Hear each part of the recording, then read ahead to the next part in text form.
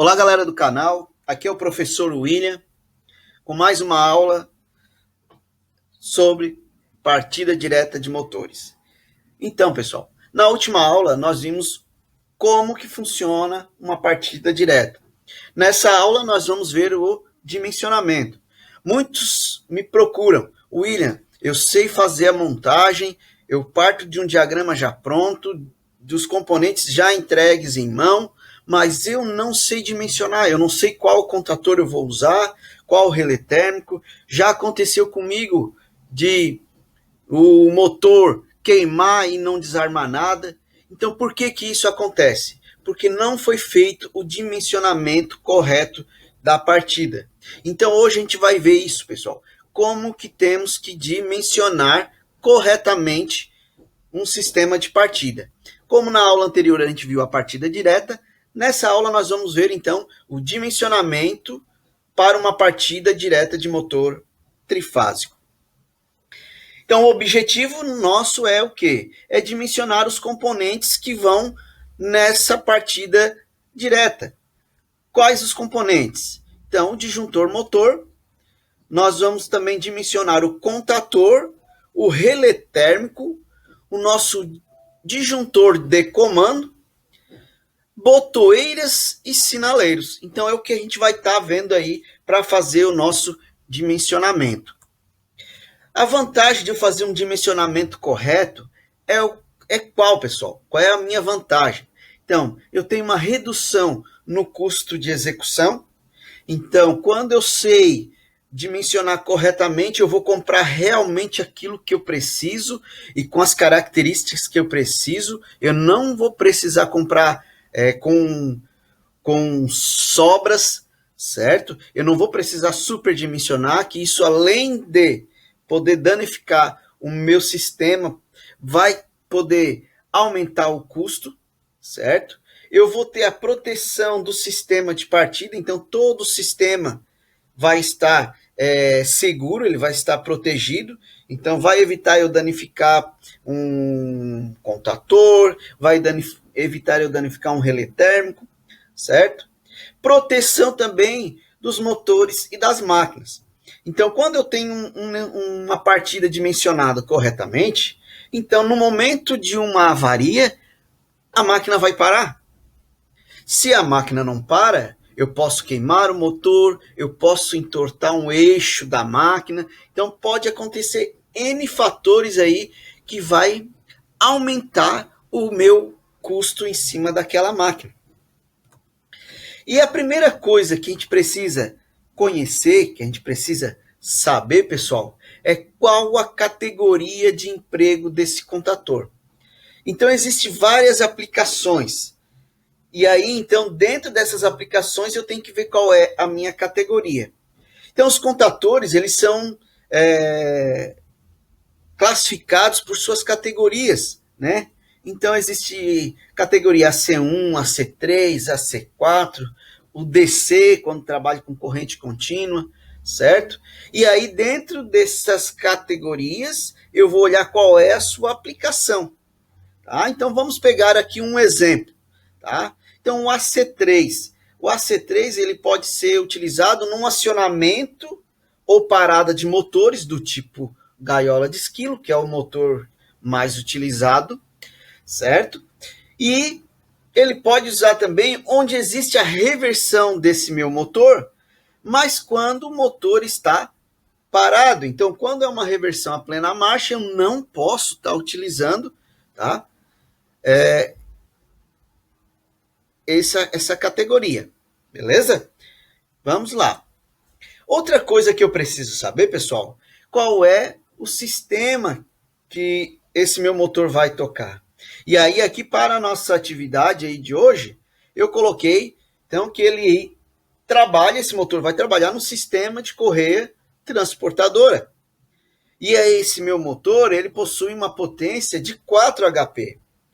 E a tensão nominal, a tensão de trabalho desse meu motor pode ser de 220 ou 380. E se a minha corrente nominal é de 12,9, é porque eu liguei esse motor em 220. Já se eu ligar ele em 380, a corrente dele vai ser de 7,5. E aí, para mim saber qual das duas tensões eu vou utilizar, eu vou pegar, precisar saber qual é a tensão que vou estar alimentando lá na minha empresa. E aí eu também preciso saber qual é o fator de serviço. Bom, o que é o fator de serviço, pessoal? Fator de serviço é uma porcentagem que o motor pode trabalhar com sobrecarga. Se aqui diz para mim que o fator de serviço é de 1,15, então esse motor aqui, neste caso, ele pode trabalhar com 15% da sua potência nominal. William, se ele marcar para nós ali 1,2, isso quer dizer então que ele pode trabalhar com 20%. William, lá me diz que o fator de serviço é de 1,0. Bom, pessoal, se for 1,0, então ele não pode trabalhar com sobrecarga. A gente tem que estar bem ciente disso, porque se eu não coloco isso corretamente, certo? Ou se eu generalizo tudo num fator de serviço, eu posso estar danificando o meu motor. E aí a sua pergunta, onde está inserido esse fator de serviço? Bom, pessoal, o fator de serviço está inserido lá na placa de identificação. Nós vamos fazer ainda uma aula sobre placa de identificação de motores, certo? Mas hoje é sobre dimensionamento. Então, pessoal, eu fui lá, fiz um estudo, certo? Lá de onde eu ia acionar esse meu motor, eu descobri que a tensão nominal é de 380, certo? Que eu vou ligar esse meu motor.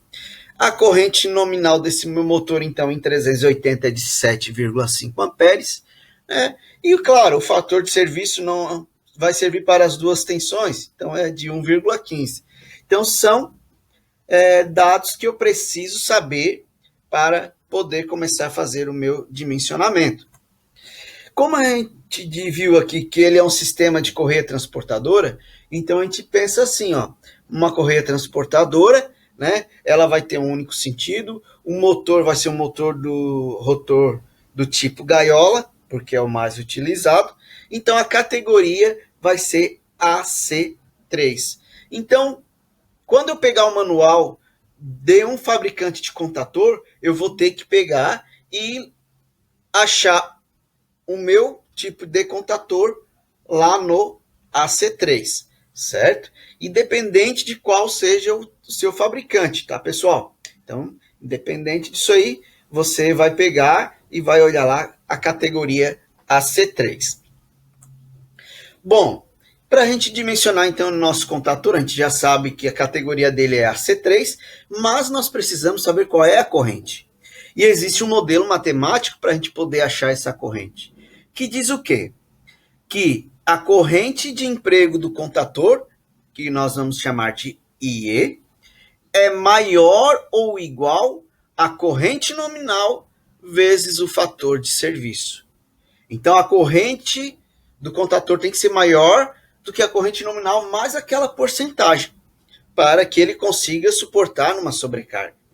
E aí, então, a corrente de emprego do contator é maior ou igual a 7,5 vezes 1,15.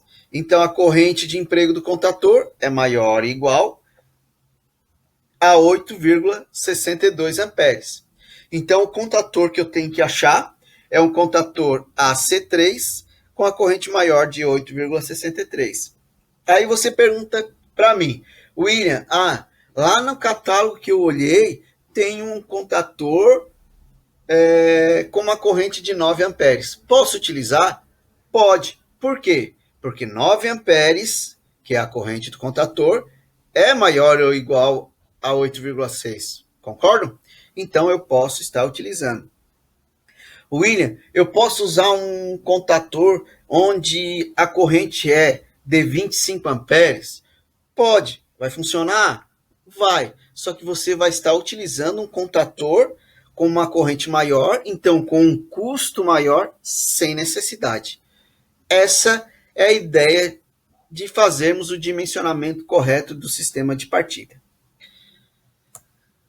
Bom, conseguimos calcular o contator, mas também temos que calcular o disjuntor motor. Bom, o que é um disjuntor motor? O próprio nome diz, disjuntor motor. Então, ele é uma proteção utilizada para o motor. Então, o disjuntor motor, diferente de um disjuntor convencional, pessoal, é que ele consegue fazer o seu ajuste de corrente, certo? Eu nunca vou conseguir acertar cegamente lá um valor de corrente de um disjuntor motor. Então, o que eu faço? Eu vou usar esse modelo matemático para calcular qual é a faixa de ajuste do meu relé, do meu disjuntor motor, e aí esse valor eu tenho que encontrar lá na faixa de ajuste. Então, a corrente do disjuntor motor vai ser igual, agora não é maior ou igual, pessoal, agora é igual a corrente nominal vezes o fator de serviço. Então, a corrente do disjuntor motor é de 7,5 vezes 1,15. Chegamos àquele mesmo valor, pessoal, de 8,62 amperes. Então, eu tenho que achar na tabela do fabricante um disjuntor motor que na sua faixa de ajuste ele tenha, né, esse valor de 8,6. Claro que, como eu falei, não vai ser exato, tá? Mas a gente vai conseguir achar bem aproximado. A minha sugestão, certo, é que quando você for buscar um disjuntor motor, você ache com que a faixa de ajuste fique no meio, certo? Então, que esse 8,6 esteja no meio, para mim ter como trabalhar o ajuste desse meu disjuntor motor. Agora, para o relé térmico, ele também tem essa mesma função, certo? E aí, então, ele vai ser calculado da mesma maneira. Então, a corrente de FT1, que é de relé térmico, é igual também a corrente nominal vezes o fator de serviço. Então, a corrente FT1 é igual a 7,5 vezes 1,15, chegando no mesmo valor. E aí a gente volta. Vou buscar lá na tabela do fabricante, onde eu tenha no ajuste aqui 8,6. Mesmo conselho, que esse 8,6 esteja no ajuste aqui, no meio do ajuste desse meu relé térmico, certo? Para me ter essa tolerância aí de trabalho. E o disjuntor de comando? Vocês observaram que lá no meu diagrama eu tinha o diagrama de força, tinha o disjuntor motor e eu tinha o diagrama de comando. E existe um disjuntor lá para comandar. E esse disjuntor é um disjuntor monofásico. William, como é que eu vou calcular esse disjuntor? Pessoal, todo contator ele tem um consumo, certo? E aí então eu vou calcular qual é a corrente desse meu disjuntor de comando. Como que a gente vai fazer isso? Então, a corrente do disjuntor de comando vai ser igual ao quê? A potência do contator dividido pela tensão de comando. Pessoal, a potência desse meu contator, tá? Aí a potência que se refere ali é de funcionamento dele, a potência da bobina dele, tá? É em torno de 45 VA, tá? 45 volt-ampere. Mas o ideal é você ter um fabricante que você trabalhe, e aí você vai ter realmente qual é o valor da potência desse teu contator.